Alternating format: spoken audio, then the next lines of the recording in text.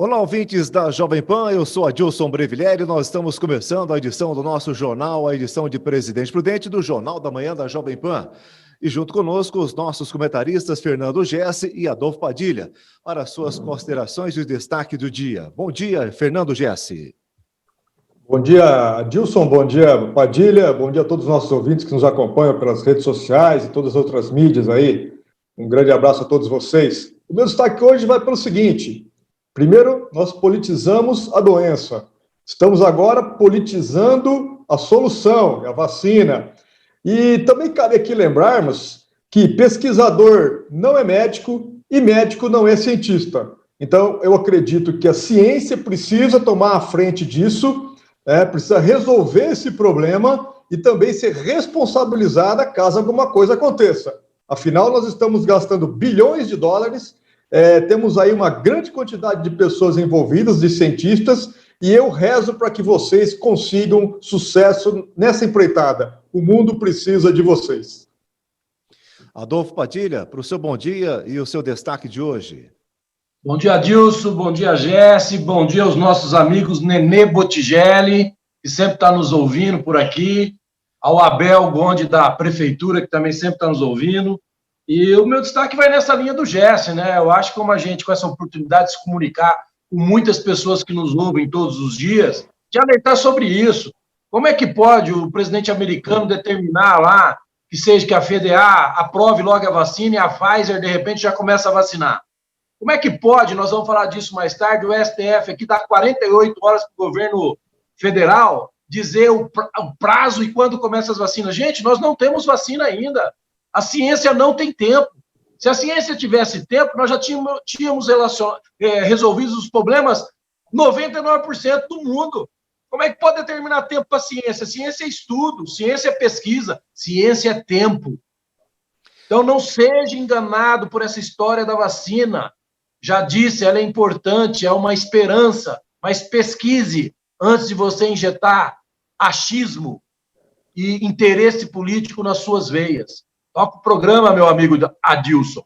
Pois é, essa é uma grande polêmica. Nós voltamos a falar com mais intensidade nas questões da Covid-19, pelo número de casos que começaram a aumentar e também pela grande quantidade de vacinas que começaram a surgir, de países que já começaram a aplicar a vacina em seus habitantes, e nós aqui ainda estamos brigando como é que vai ser. Pois é, o Ministério da Saúde vai dizer ao Supremo Tribunal Federal que não tem data para a vacinação. Formalmente, é uma resposta que o Ministério da Saúde vai fazer ao Supremo, não é, Padilha? Olha, veja bem, se você aí que está nos ouvindo agora, você acha que o governo federal está errado? Não, ele está certo. Como é que ele pode estabelecer um prazo se não tem uma vacina protocolada na Anvisa? O Dória está produzindo 1 milhão de doses, segundo a mídia virtual, aí dos seguidores do Berrante Virtual, por dia, e não tem essa documentação na Anvisa ainda. Vocês não percebem a pressão e os interesses que podem estar por trás disso? É isso que me chama a atenção. Eu sou a favor da vacina, mas eu não sou a favor de um veneno que ninguém vai saber o que pode acontecer. O que pode ser uma salvação pode ser um veneno. Então eu peço para as pessoas que pesquise.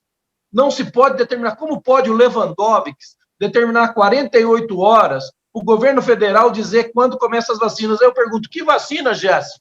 Qual das vacinas, meu amigo? Você acabou de dizer e eu acabei de concordar. A ciência que tem que comandar isso. Não é governador, não é presidente da República, não é nada, é a ciência. São os cientistas que têm que dizer quando que vai poder ter uma vacina saudável, sem riscos, ou com menor risco. Mas até agora os cientistas estão trabalhando e quem não tem conhecimento de nada está determinando. Quer dizer, a regra está errada, Jéssica. Quem tem que determinar são os cientistas. E como é que fica? Então é complicado isso. Eles misturaram a política com tudo. Infelizmente, a gente vê um grupo de pessoas que tem preconceito contra o governo Bolsonaro alimentar isso, dizendo assim, olha, autoriza a vacina. Mas, gente, que vacina você quer que ele autorize? Qual delas? Qual delas está perfeitamente aprovada? Então é um raciocínio tão simples, é só tirar essa paixão política ou esse rancor político que você vai entender. E você que não tem nenhum desses, pesquise. É a única coisa que eu posso falar com a oportunidade que eu tenho de me comunicar com várias pessoas através da Jovem Pan, da Panflix. Pesquise, não deixe injetar em você o que pode ser um problema maior do que o Covid. Pois é, o governador do estado de São Paulo nitidamente vem se demonstrando bastante preocupado com essa questão da vacina. Isso porque talvez tenha alguma coisa aí de mistério. E o executivo do Ministério da Saúde, o senhor Elcio Franco, publicou um vídeo nas redes sociais que já está circulando amplamente, dizendo que seria irresponsável colocar uma data, fixar uma data. E é um recado direto para o governador do estado de São Paulo, que sempre também defendeu que é a ciência que está falando. E agora, Jéssica, como é que fica? Eu acredito também que não tem cabimento nenhum uma coisa dessa vindo do STF. Não tem lógica alguma, né? Não tem senso nenhum. Mas o STF é assim mesmo, né? Eles acham que... Tem algumas pessoas que acham que são deuses, eles têm certeza que são. Uma coisa interessante, gente. Eu conversei esse final de semana com gente especializada sobre o assunto. A maioria das pessoas que estão aí desenvolvendo a vacina ou que desenvolvem a vacina no mundo inteiro não são médicos, tá? Existem, sim, médicos trabalhando, mas a maioria são biomédicos. São pessoas que entendem de desenvolvimento, tá? Estruturação e constituição de vacinas. Todo esse problema que nós estamos tendo aqui, acredito eu, no mundo inteiro, é que, na verdade, infelizmente, aqui no Brasil, a politização da vacina, a politização da doença, isso aí virou uma verdadeira bagunça, né? O STF determina que os estados têm que concordar e trabalhar ali para a definição dos seus problemas. Agora, eles também acham que podem resolver todos os outros pontos, inclusive questões de vacina.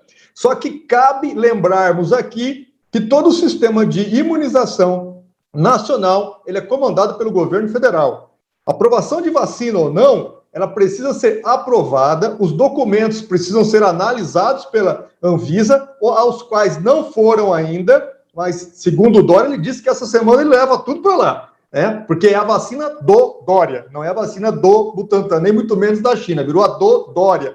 E esse é um problema muito sério que nós estamos enfrentando aqui. E eu volto a dizer aqui, Padilha também concordou com isso. Quem tem que dar o aval sobre isso é a ciência, são os nossos cientistas.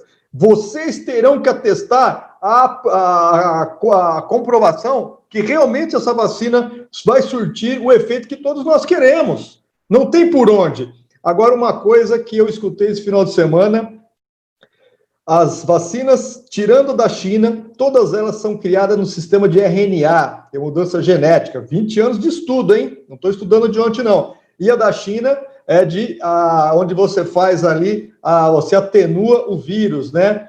Pessoal, teve algumas pessoas que falaram para mim, Fernando, eu confio mais na da China do que nas outras. Olha só o tamanho da desinformação geral que nós temos hoje no nosso país. Então, precisamos tomar um pouco cuidado com isso. Pois é. O filho mais velho do presidente Jair Bolsonaro, Flávio Bolsonaro, é investigado por suspeita de desvios de salários de funcionários nos tempos em que foi deputado estadual no Rio de Janeiro. E o líder da oposição no Senado, Randolfo Rodrigues, apresentou um convite para que o senador Flávio Bolsonaro compareça à Comissão Mista de Inteligência do Congresso Nacional para poder falar sobre as orientações da ABIN. O que você tem a dizer a respeito disso, meu amigo Padilha? Primeiro, a gente tem que dizer e lembrar que o Randolfo Rodrigues é da Rede, aquele senador que foi contra a suspensão do DPVAT, né, ou a diminuição do mesmo. É esse mesmo aí que se diz defensor dos interesses públicos, mas você vê ele aguerrido e brigando muito quando ele vê uma possibilidade de desestruturar o governo Bolsonaro, como todo mundo da Rede, que é da ex-candidata a presidente Marina Silva, aquela mesmo que defende o meio ambiente, tem muitas explicações a dar sobre as funções do teu marido, né? Que a gente vê por aí, o que ele fazia e o que ele faz em relação à defesa da mata da Amazônia, que ela briga tanto.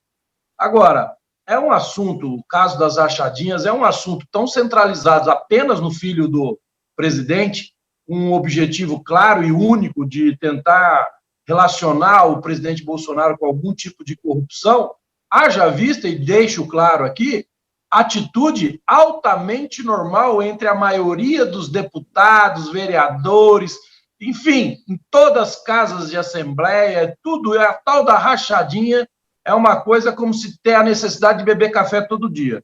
É legal? É ético? Não vou entrar nessa seara. Lógico que não é legal, lógico que não é ético.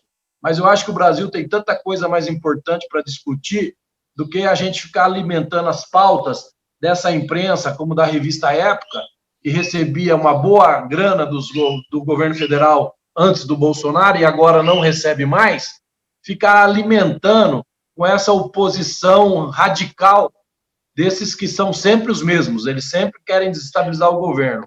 Então, a ABIN já declarou que não passa de uma informação equivocada e que a ABIN não se submete a esse tipo de trabalho.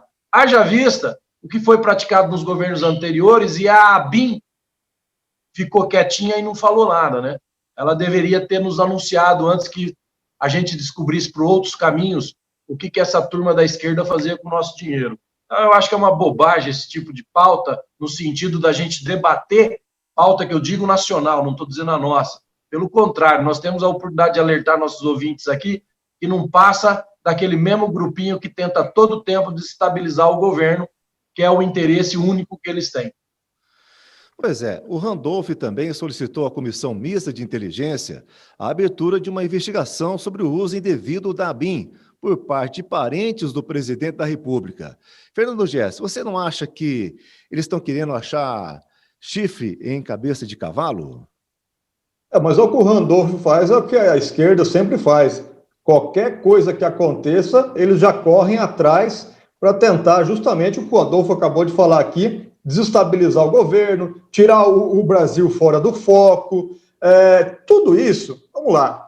Não vou entrar aqui também no mérito da questão, porque discutir rachadinha é uma vergonha, né? É uma vergonha. Agora vamos fazer o seguinte, vamos mudar o foco, vamos discutir por que nós ainda não aprovamos o fim do foro privilegiado. Vocês não acreditam aí, aos nossos ouvintes da rádio, vocês não acreditam que se nós colocássemos nesse país leis mais severas com relação à corrupção, inclusive em 2016 ou 2017, se me falha a memória, eu dei várias palestras sobre como se constrói um país corrupto, e ali nós provamos por A mais B, dentro da minha tese, que tudo que existe nesse país é decorrente das péssimas leis e das péssimas redações técnicas que nós possuímos em nossas leis.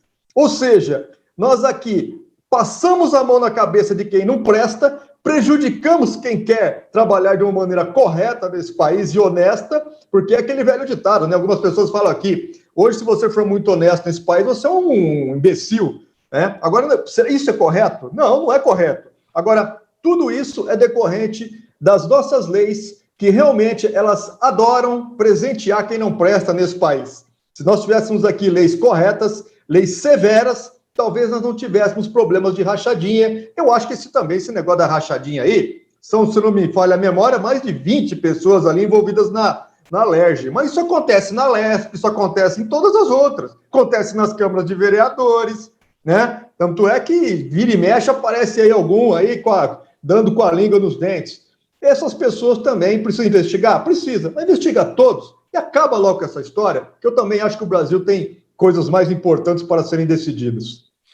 Pois é, e o governo de São Paulo chama de desastrosa a campanha da Fiesp contra a alta do ICMS. E a Federação das Indústrias recorreu à justiça contra o aumento de alíquotas em diversos produtos a partir já do primeiro mês do ano de 2021, em janeiro. Pois é, com a situação da pandemia, todo mundo com dificuldades, o governo do estado de São Paulo vai pela contramão e acha ainda desastrosa uma atitude da Fiesp. Você concorda com isso, Padilha? Tudo que é para ir contra o Dória na posição deles é desastrosa. Agora, será que o mundo vindo da pandemia, a economia do jeito que está, enquanto você vê o governo federal fazendo das tripas os corações para poder ajudar a população a sair da crise, o Dória vem e nos dá mais esse presente, né? Isso pode impactar diretamente, por exemplo, no preço da carne e do leite, 10%. Como desastrosa. Parabéns ao presidente da Fiesp, na posição dele, está defendendo o quê? A maioria. Como que pode o Dória, com tantas coisas que ele anda apresentando na Assembleia, para aumentar preço do quê? Nós não temos condição de pagar nem o que está agora.